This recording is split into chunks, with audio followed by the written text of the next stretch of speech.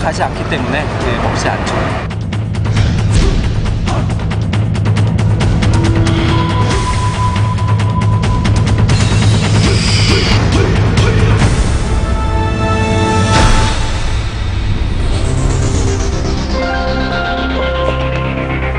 시청자 여러분 안녕하십니까? 소비자 고발 이창진입니다. 안녕하십니까? 정용실입니다. 언제부터인가 우리 주변에선 강아지나 고양이 등 애완동물을 키우는 가정이 부쩍 늘고 있죠. 애완동물과 함께 생활을 하면 정서적 안정에 도움을 주고 실제로 심장병과 우울증 등 질병 예방에도 도움을 준다고 알려져 있습니다. 네, 그래서 이제는 애완동물이라는 용어보다 사람과 친구처럼 함께 살아간다는 의미로 최근에는 반려동물이라는 말이 생겨났습니다. 이렇게 반려동물을 키우는 인구가 늘어나면서 관련 시장도 급속히 늘어나고 있습니다. 사료 시장만도 연간 5천억 원이 넘는다고 합니다. 그런데 소비자 고발 앞으로 이 반려동물 먹을거리에 대한 다양한 제보가 끊이지 않고 있습니다. 사료에서부터 간식까지 눈뜨고는 볼 수 없는 충격적인 제조 현장을 기훈석 프로듀서가 취재했습니다. 평소 사람을 잘 따랐던 까미는 유난히 간식을 좋아했습니다. 어느 날 찾아온 호흡곤란. 급히 병원을 찾았지만 하루를 못 넘기고 사망했습니다.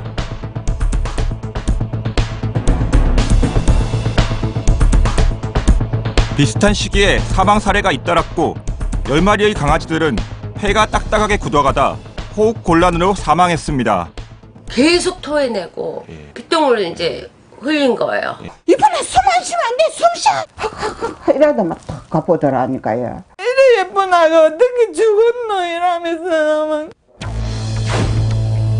사료를 먹은 강아지가 이상이 생겼다는 사례에서부터 구입한 사료가 이상하다는 제보까지 각종 의혹들이 쏟아지고 있습니다.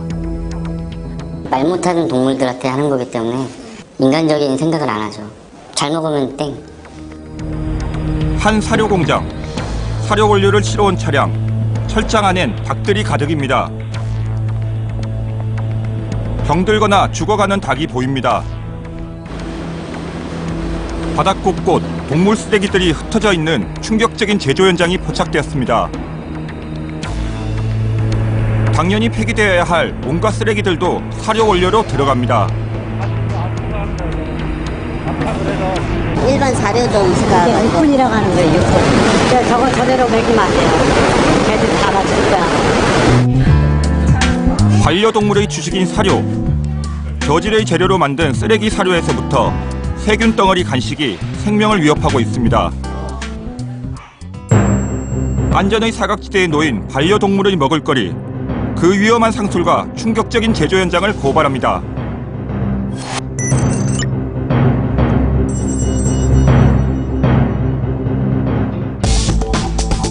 소비자 고발 앞으로 온 제보. 사료를 먹은 개가 혈변을 본다는 내용이었습니다.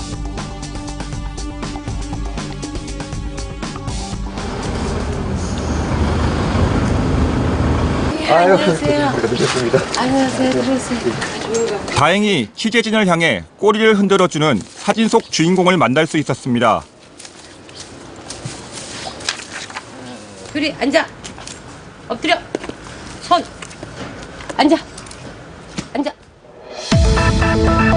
몇 달 전 활발했던 진도견 도리가 마당에 쓰러진 채 발견됐다고 합니다. 즉시 병원의 집중 치료가 시작됐지만 혈변은 보름 동안 계속됐습니다. 핏똥을 싸는 게 아니라 그냥 쏟아내는 거죠. 쭉 그냥. 내장에 아무것도 없는데도 쏟아내는 거예요. 근데 그러더니 며칠에 한 열흘인가 보름인가 하시더니 선생님이 포기하셨어요. 다행히 기적적으로 살아난 도리는 지금도 치료 중입니다.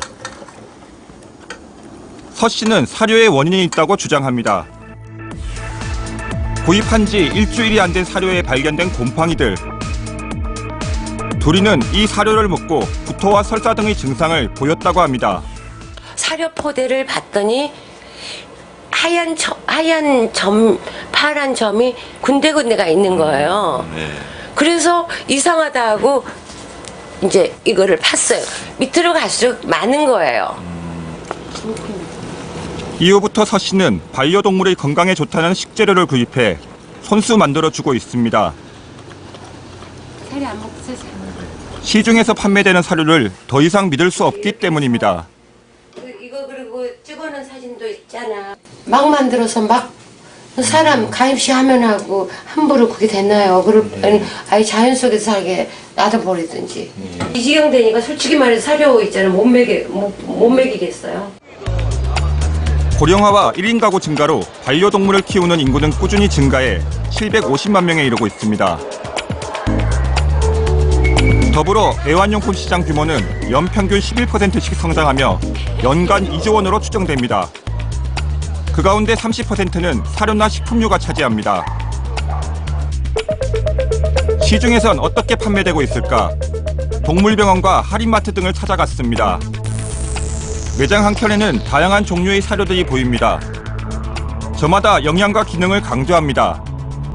요 같은 경우는 지금 연어하고 오트밀이 들어간 사료예요. 기존에 들어갔던 고기 육류 종류 사료들보다 이런 다른 단백질, 뭐 연어로 된 단백질이라든지 그 이제 면역력 증진 뭐 그런 거 좋죠. 녹용이 이게 지금 우리나라 큰 사슴 농장에서 거기서 공세해서 나오는 거예요. 반려동물을 키우는 사람들은 사료나 간식을 신뢰하고 있을까? 한 애견 카페에서 얘기를 나눠보기로 했습니다. 이상 증세는 없는지 물었습니다. 사료나 간식을 먹고요. 구토나 설사 등 이상 증세를 보이신 분 있으시면 손을 한번 들어봐 주시겠습니까? 대부분 구토나 설사 등의 이상 증세를 경험했다고 답했습니다. 본인이 구입하는 간식이나 사료를 100% 신뢰하지는 못하겠다는 분 손을 들어 주시겠습니까? 때문에 사료나 간식을 먹이면서도 불안해하고 있었습니다. 유명하니까 그냥 브랜드 보고 믿는 그런 마음인 것 같아요. 못 먹는 뭐 고기라든가 그런 부산물들이 들어가 있을까봐 괜히 그런 게 몸에 안 좋을까봐. 동물은 몸에 이상이 생겼을 때 평상시와 다른 행동이나 동작으로 신호를 보냅니다.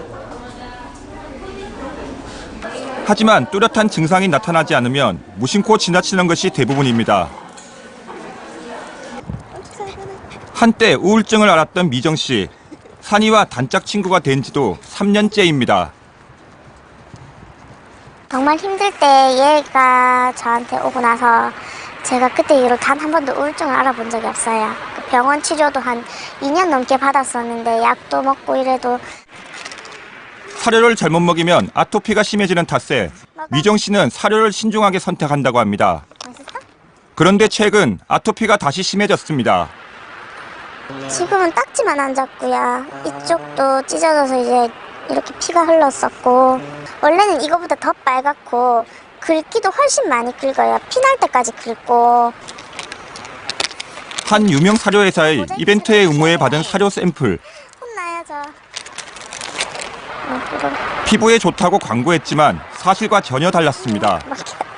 집에서 뭐 애들 인체 실험하는 것도 아니고 우리 애들 먹여보고 멀쩡한 것만 먹여야 되고 탈라면은 그냥 우리가 뭐 어떻게 따질 수 있는 것도 아니고 그냥 이 아이를 먹이면 안 되겠다. 돈 주고 안 사는 것밖에 할 수가 없는 거예요.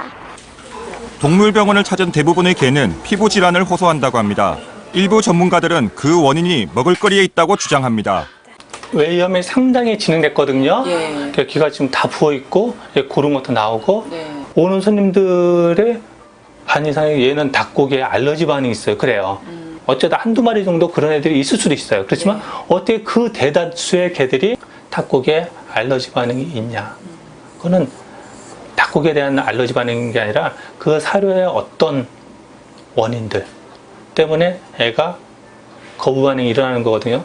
사료 안에 뭔가 안 좋은 어떤 것들이 몸에 들어오니까 당연히 이런 반응들을 일으키는 거예요. 반려동물의 주식인 사료.